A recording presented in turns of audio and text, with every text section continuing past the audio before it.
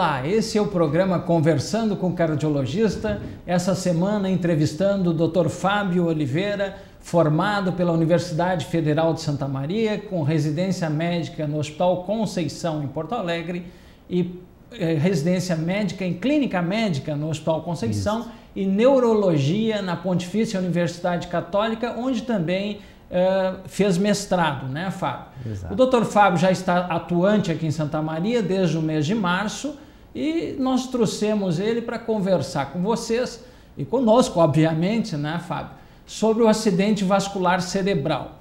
Recentemente, no dia 29 de outubro, nós tivemos o Dia Mundial do AVC. Então, nós trouxemos alguns dados e que chamam a atenção por que hoje se tem também um Dia Mundial do AVC. Antes de nós iniciarmos o programa, eu colocava para o Dr. Fábio que a Sociedade Brasileira de Cardiologia é precursora nesses eventos temáticos sobre hipertensão, sobre morte súbita, insuficiência cardíaca, assim como outras sociedades, como a Sociedade Brasileira de Diabetes.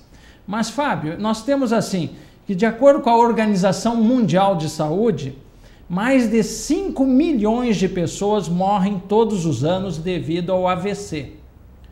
No Brasil, segundo dados do Ministério da Saúde, esse número é de aproximadamente 100 mil pessoas, sendo a primeira causa de morte e incapacidade, com enorme impacto econômico e social. Exato. Fábio, o que é o AVC?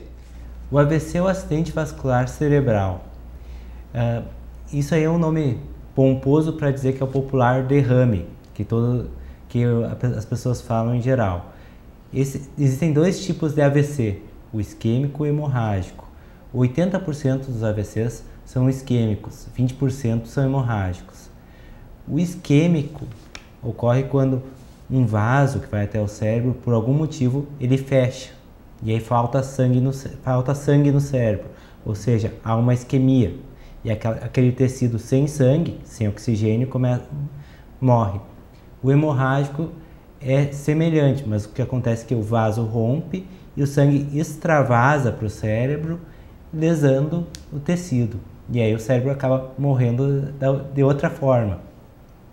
Muito bem. Então, o AVC isquêmico é o mais comum, como você falou, e o hemorrágico numa pequena percentagem. Em geral, como é que você pode orientar os pacientes, os familiares, para os sinais de alerta que eles possam estar tendo um AVC? Existem muitos sinais, alguns são sutis, mas existem medidas que muitas vezes sugerem um AVC. Por exemplo, uma pessoa que está se sentindo mal, pedir para a pessoa erguer os dois braços. A pessoa que está tendo um AVC pode só erguer um braço. Pedir para a pessoa sorrir.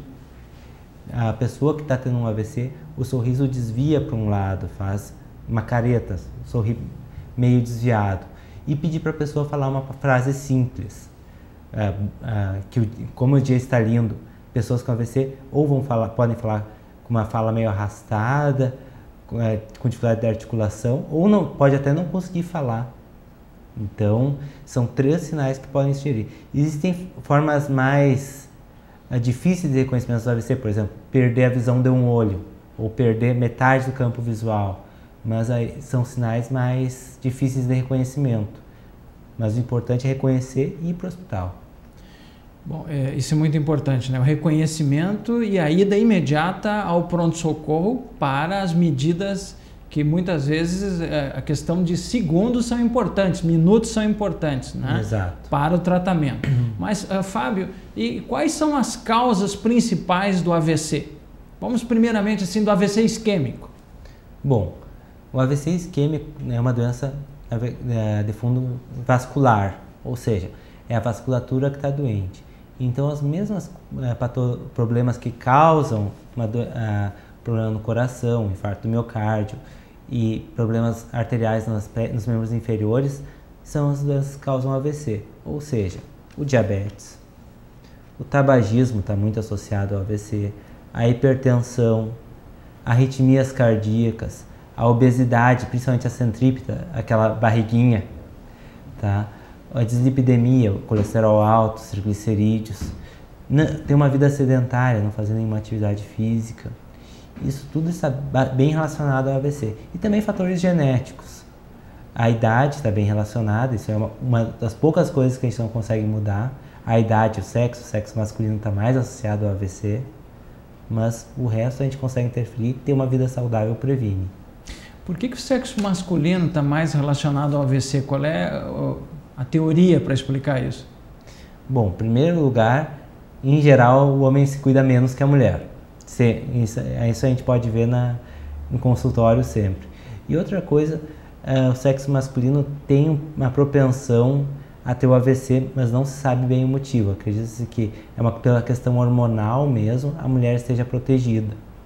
Tanto que é um fator de risco muito importante ter um homem que tem um pai ou que faleceu de AVC antes dos 55 anos, e quando se considera um fator de risco importante, ter tido uma mãe que faleceu antes dos 65 anos, ou seja, dá esses 10 anos de gap. Então, assim, Fábio, nós vimos, assim, pelas tuas colocações, né, que os fatores de risco para AVC isquêmico, eles são muito similares aos fatores de risco para evento cardíaco, né? Então, nós estamos lidando com vasos e vasos coronários, vasos cerebrais, e os fatores de risco são os mesmos, né? Então, é o que nós temos colocado em vários programas de cardiologia, e você está aqui colocando nesse programa dedicado ao acidente vascular cerebral. Nós vamos para um breve intervalo e retornamos a seguir.